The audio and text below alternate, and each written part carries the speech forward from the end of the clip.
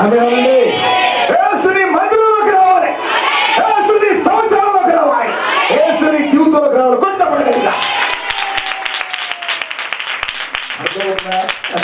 ఒకప్పుడు నా జీవితంలో యేసు లేడు.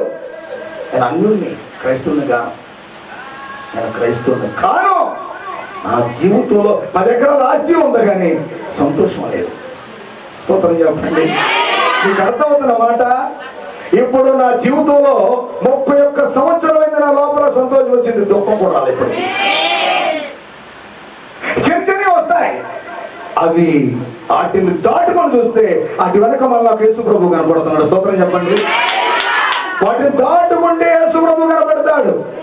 రోగాన్ని చూసి భయపడుతున్నావు, అప్పుని చూసి భయపడుతున్నావు, ఆపదను చూసి భయపడుతున్నావు. దాన్ని దాటి నా యేసును చూడ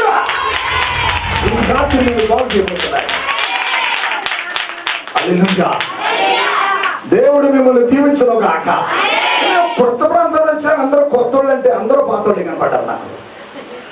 అక్క పాత ఆవిడే, బ్రదర్ పాతోళ్ళే, పాస్టర్ గారి పాతోళ్ళే, ఈ భార్య భర్తలు కూడా పాతోళ్ళే. కల్లూరులో ఒక 5 సంవత్సరాలు ఉన్నా నేను.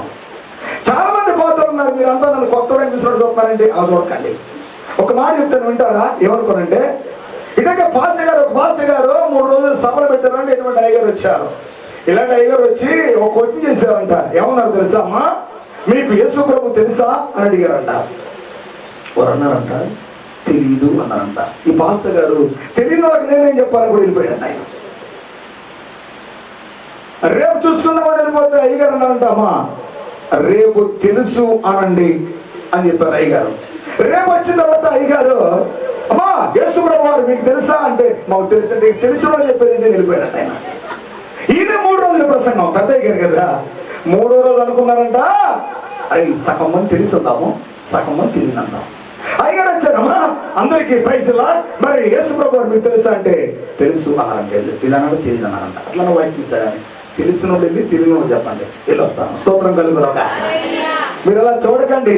3వ రోజు అయినా మీకు తెలిసినా తెలియంది చెప్పడానికి పరిశుద్ధాత్మ దేవుడి దేవుడికి స్తోత్రం కలుగురాక. ఇప్పటికే దేవుడి ప్రాంగణాన్ని ఆవరించాడు. దేవుడు దీవించబోతున్నాడు. దేవుని మందిరంలో అడుగుపెట్టిన రోజునే దేవుడు నిన్ను ఆకర్షించుకున్నాడు. ఒక రోజు ఇలాగే మందిరంలో మేము ప్రార్థన చేసుకుంటున్నాం. వినండి. ఒక చిన్న మాట చెప్తాను. ఒక అబ్బాయి రోడ్డు మీద నుంచి ఆటోలో తీసుకుని ఆ వ్యక్తిని, చాలా బారున్నాడు, 6 అడుగులు పైన ఉంటాడు, ఆ ఎత్తుకొచ్చి ఇలా ఎత్తుకొచ్చి చైర్లో కూర్చోబెడితే శవలాగా బారుగా ఉన్నాడు. ఏంటి బాబు అంటే మాట్లాడలేదు. ఏంటి ఏమైందంటే, ఇతనికి భయంకరమైన చెప్పండి. ఏం జబ్బు? క్యాన్సర్ అండి. ఏ క్యాన్సర్? Bone cancer. అయిపోయి బోన్ క్యాన్సరా? మరి డబ్బులు ఖర్చు పెట్టారంటే, 1 ఎకరం భూమి ఉన్నాక ఈయనకు ఒక 5 లక్షలు వచ్చింది నాన్న. అది అమ్మేసుకున్నాడు. 2 పిల్లలు. అది అయిపోయిన తర్వాత అది చింతలపూడి అనే ఆ చింతలపూడి ఏరియాలో తాలూకా ఎమ్మెల్యే ఎవరంటే, ఆయన పేరు చెప్పండి. ఆయన పేరు ఏంటంటే కోటగిరి చేద్దారావు. ఆయన దృష్టిలో తీసుకెళ్లారంట. నేను మాటలు చెప్తానంటే, యేసు మందిరంలో అడుగు పెట్టిన తర్వాత నీ కార్యం జరగాలి. చేతులు అందరూ చేతులు పెట్టి స్తోత్రం చెప్పండి. నేను బలిపేట వట్టి మాటలు చెప్పడం కాదు, నేను చెప్తున్నాను.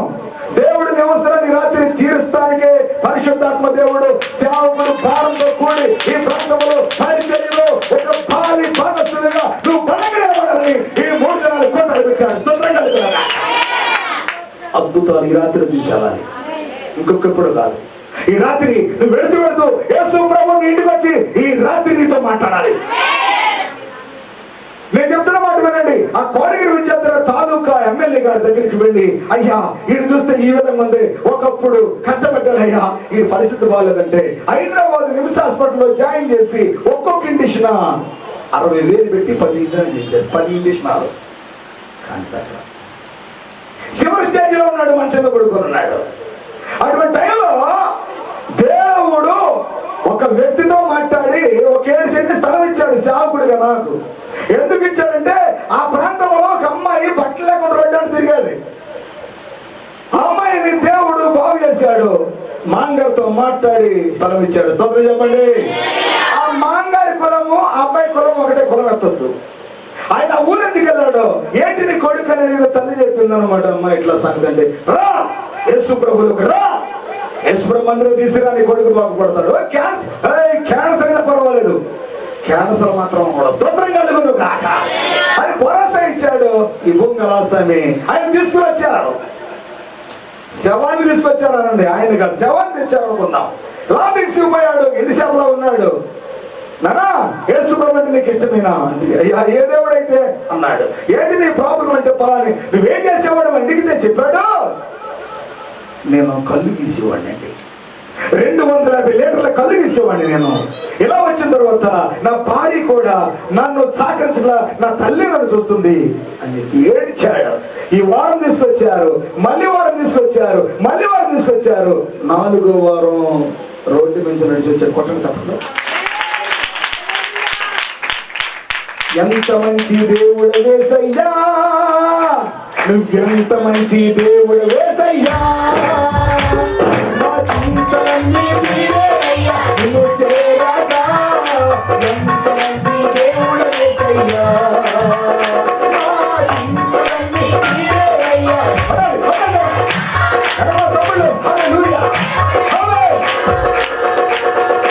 ఎంత మంచి దేవుడు వేసయ్యా,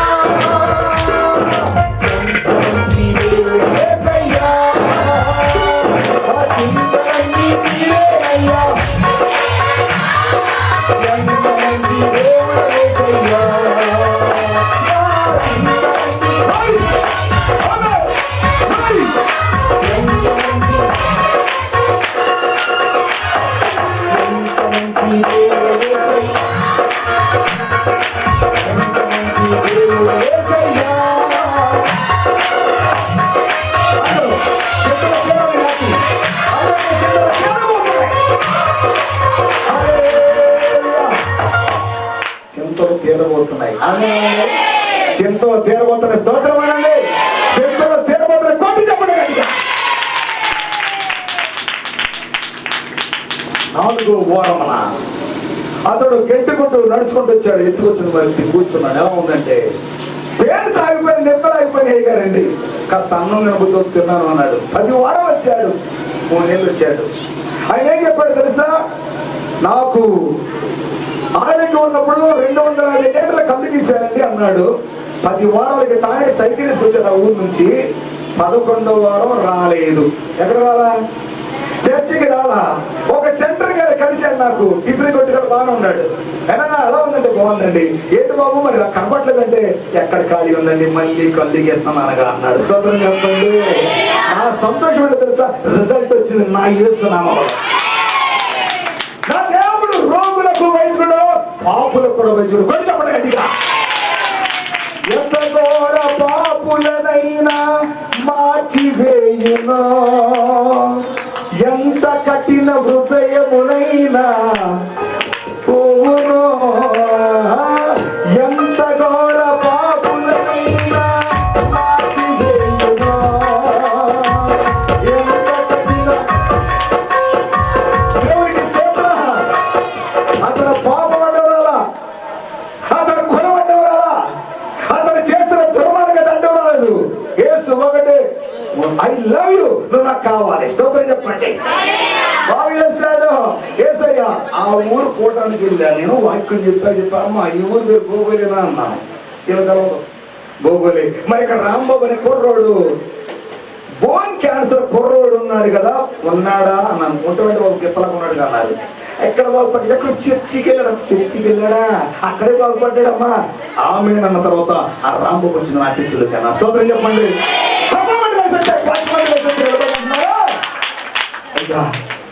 ఆ పాత్ర బ్రహ్మ తెలియదయ్యా. పాత్ర కదమ్మ బాగు చేసింది యేసయ్య. ఎవరు బాగు చేసింది? చూపించమంటారా? చాలా మంది ఇప్పుడు మైకిల్ అంటారు, అరే ఇప్పుడు పేషెంట్ తీసుకెళ్ళి ఆయన దగ్గర తీసుకెళ్ళి ఆయన బాగుపడతారు. ఎంతో మంది కొట్టి చేశారు నన్ను. చూడండి బైబిల్ మాట చూపిస్తాను. బాగుపడటానికి ఏముండాలి? నువ్వు విశ్వాసివైనా, నువ్వు గొప్ప విశ్వాసివైనా, దాతవైనా, నువ్వు బాగుపడాలంటే నీ దగ్గర ఏమన్నా చూపిస్తారు. 14వ అధ్యాయము అపొస్తలుల కార్యాల గ్రంథం 7వ వచనం చదవండి. లుస్త్రాలో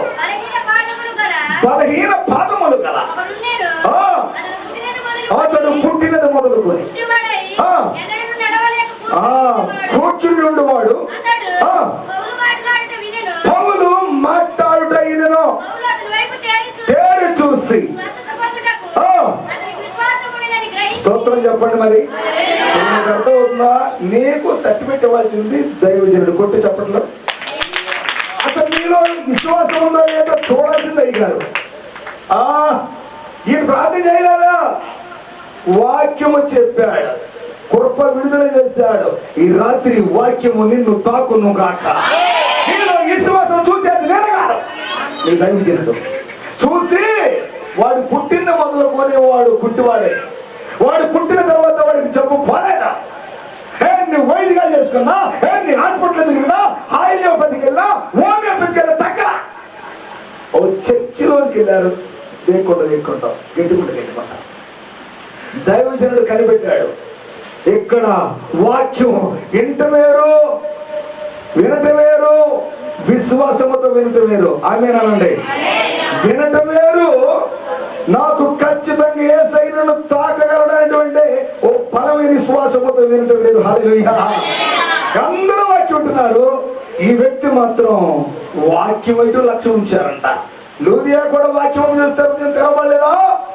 వీళ్ళంతా రక్షణ పొందారు కదా. ఈ వ్యక్తి చూసి దైవజనుడు కనిపెట్టారు. కనిపెట్టి వీరిలో విశ్వాసం ఉంది. ఏముంది అంటే ఈ వ్యక్తిలో 3 రకాల కార్యాలు జరగాలంటే నీలో బలమైన విశ్వాసం ఉండాలి. స్తోత్రం చెప్పండి. మొదటిది ఏముండాలి మనకి? బలమైన విశ్వాసం. విశ్వాసం అంటే ఏ విశ్వాసం? బాగున్నప్పుడు యేసయ్య అంటే కాదు. బాగోకపోయినా, బలహీనత వచ్చినా, ప్రతికూలతలు ఎదురైనా కార్యాన్ని చూడబోతున్నా. స్తోత్రం. దేవుని నమ్ముకున్నామంటే మనం ఎలా ఉండాలి తెలుసా? చావైన బ్రతుకైన నీ కొరకే దేవా, సావైన బ్రతుకైన నీ కొరకే దేవా, నీ సాక్షిగా నేను జీవింతునయ్యా, నీ సాక్షిగా నేను జీవింతునయ్యా ప్రభువా.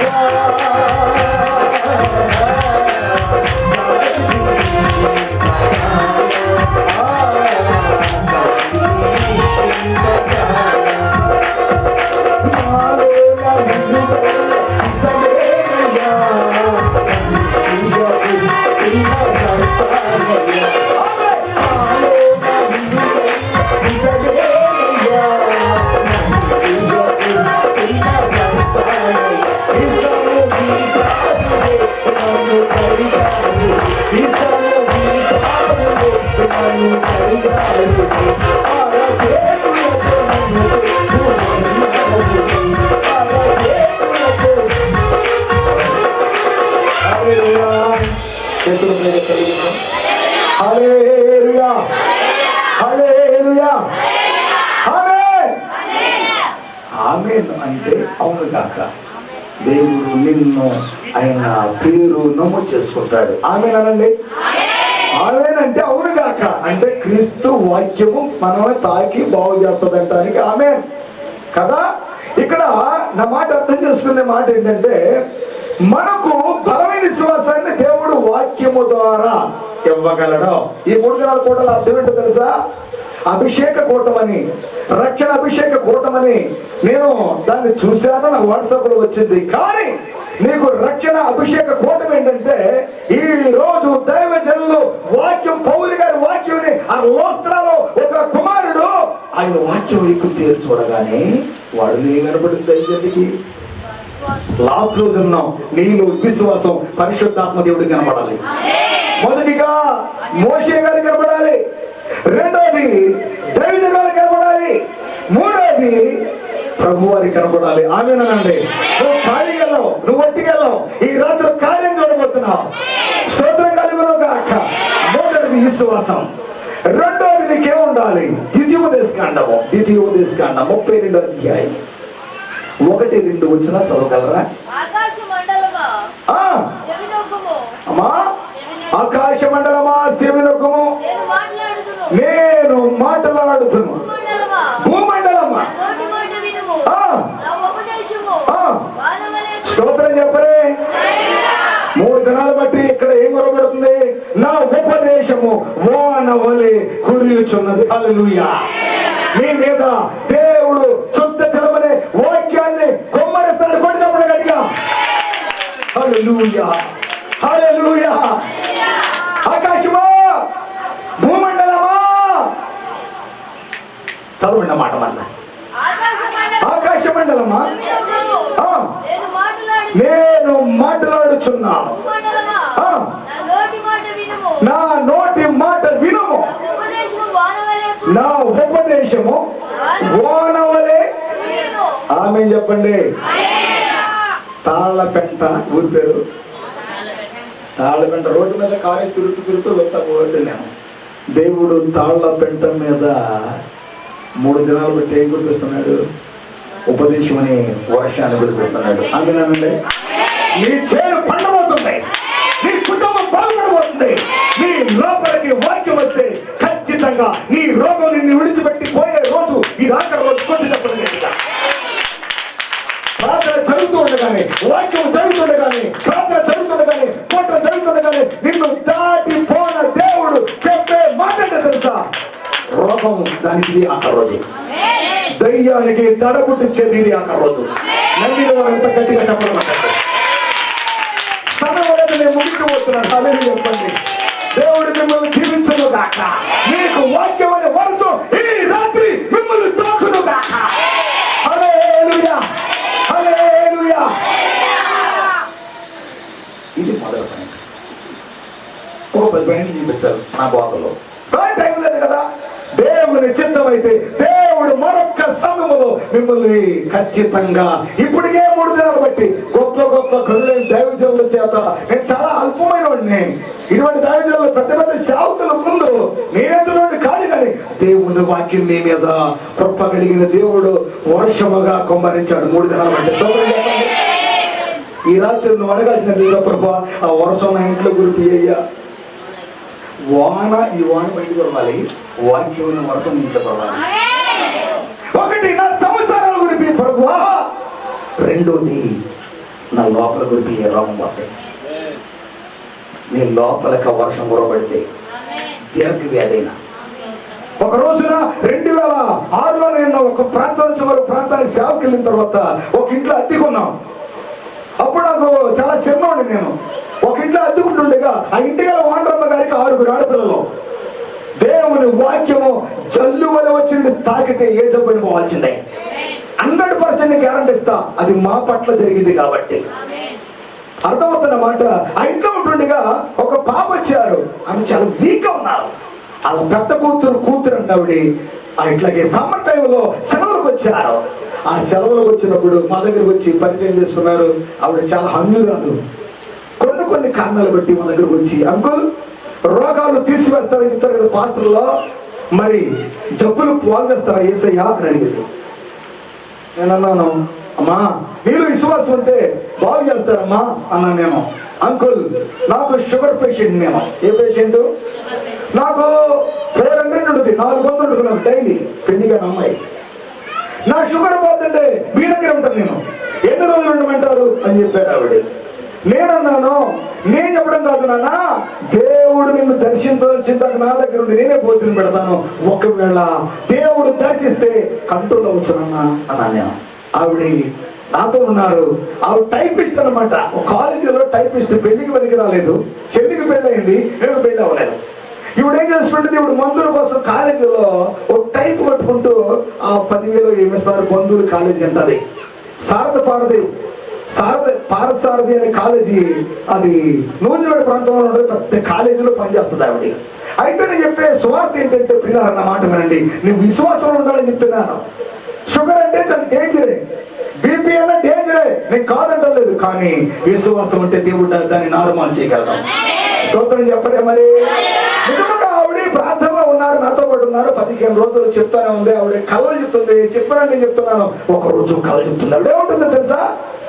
అంకుల్ నాకు వాంతి అయిపోతుంది, వాంటింగ్ అవుతున్నాయి, బ్లడ్ పడుతుంది నా లోపల నుంచి కళ్ళు రాత్రి చాలా బ్లడ్ పడిన తర్వాత చచ్చిపోతాను అంటుంటే ఈ లోపల ఒక తెల్లబట్టలు వేసుకుని ఒక ఆయన చంద్రుడు చచ్చిపోమన్నా నేను లోపల షుగర్ రక్తం తీసేసాను.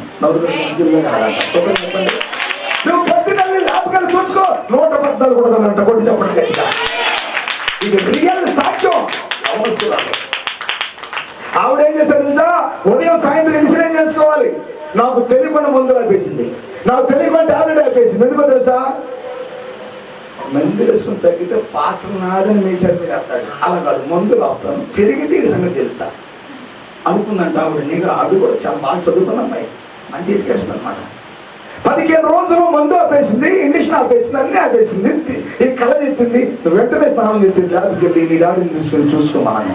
నోజువాడ వెళ్ళింది, నోజువాడ ల్యాబ్కి వెళ్ళి చూసుకొని 114 వాళ్ళ స్తోత్రం చెప్పండి. 15 రోజులు ట్యాబ్లెట్ లేక 114 వాళ్ళ స్తోత్రం చెప్పండి. అర్థమవుతుందా? ఒక సెల్ ఫోన్ గిఫ్ట్ గా కొనుక్కున్నాను, ఒక సెల్ ఫోన్ గిఫ్ట్ గా కొనుక్కొని నేనే వస్తున్నాను అనుకోవాలని చెప్పి పాదాల కాడ పెట్టి అన్ని కదా నన్ను ఆశీర్వదించండి అంది. స్తోత్రం చెప్పండి. మరి బాగు చేసింది అయ్యగారు కాదు, దేవుడే. ఎవరు బాగు చేసింది?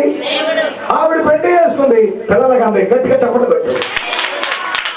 లైఫ్ లేని వాడికి నా దేవుడు లైఫ్ ఇచ్చేవాడు, జీవితం లేని వాడికి నా దేవుడు జీవితం ఇచ్చేవాడు. నువ్వు పెట్టాల్సిన పెట్టుబడి విశ్వాసం.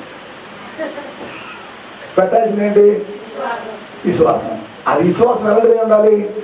ఎటువంటి దానికైనా విశ్వాసాన్ని పెట్టుకోవాలి.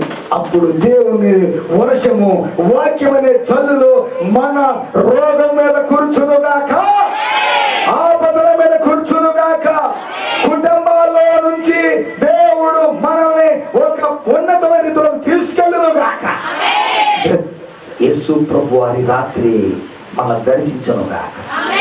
మొదటిది అర్థమవుతున్నమాట. దేవుడు వర్షం అనే వాక్యం అనే వర్షం కురిపించబడాలంటే ఎక్కడ ఉండాలి మనం?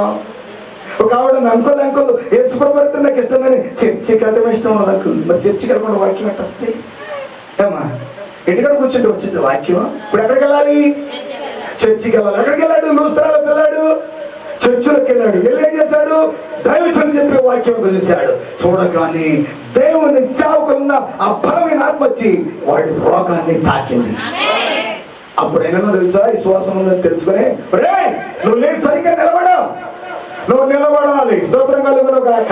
ఈ రోజున సేవకుడు చెప్తున్న మాట తెలుసా? ఈ 3 తరాల కోటాలు తెలుసా? యవనస్తులారా మీరు నిలబడుదురు గాక. దేవుని నిలబడాలి. ఈ వాక్యాన్ని యెషయా గ్రంథం మీరే బైబిల్ తీశారు, తీయలేదు. 40 అధ్యాయం 30 వచనం చదవండి. 40 అధ్యాయము 30 వచనం. అమ్మా, బాలురు సొమ్మసిల్లుతురు, అలిగితురు, యవనస్తులు. చాలు. ఇప్పుడు చూడండి నా వైపు. ఒకప్పుడు నేను కూడా యవనస్తులు, ఇప్పుడు కాదు లేండి. యవనస్తులు తప్పక అంటే ఏంటి? డెఫినెట్ గా బలహీన పాదాలు అయ్యే. స్తోత్రం చెప్పండి. మందిరములోని పాదాలు నిలబడుదును గాక. మరో యవనస్తుడు ఈ రాత్రి కాల సమయంలో దేవుడు నాకు తెలియపరిచిన ఆ నడిపింపుని బట్టి అంటే తెలుసా? ఈ ప్రాంతంలో ఈ 3 తరాల కోటల ద్వారా యవనస్తులు పట్టుకోబోతున్నాడు దేవుడు.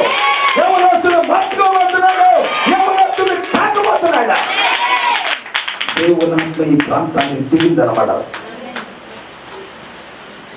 యవనులు తప్పక పెట్టుతారంట. ఇప్పుడు ఈ బలహీన పాదాలండి వాడుకున్న అలవాటే బలహీనత, వాడుకున్న వీక్నెస్ బలహీనత, వాడుకున్న చెడ్డగుణముల బలహీనత. పౌలు వాక్యము వినగానే సౌలు మారిపోయి పౌలు అయిపోయిందా? ఆయన వాక్యం వినగానే ఆ వాక్యం తాకగానే సరిగ్గా నిలబడటానికి ఒక అవకాశం కుదిరింది. ఆమెనండి అర్థమవుతున్న మాట. ఈ ప్రాంతంలో ప్రజలు మార్చుకోవడానికి, యవనస్తులు కట్టబడడానికి దేవునాత్మ అనే వర్షము వారింటికి ఎల్లును గాక. యవనస్తులు నిలబడుదురు గాక. రాగల దినముల్లో గొప్ప పరిచర్య వారు చేయుదురు గాక. కుటుంబానికి ఆశీర్వాదం పొందురు గాక. అలా ఉంటే మంచిదా? శాపం ఉంటే మంచిదా? ఓ దైవజనుడు, ఇటువంటి దైవజనుడు సాట ప్రాంతానికి వాక్యం చెప్పడానికి వెళితే యవనస్తుల గురించి వాక్యం చెప్పిన తర్వాత అలా కోటలోకి వచ్చిన పెద్దవాళ్ళు ఏడ్చి ఈ స్థానిక స్థాపన దగ్గరికి వచ్చి నేనున్న సాక్ష్యం వచ్చి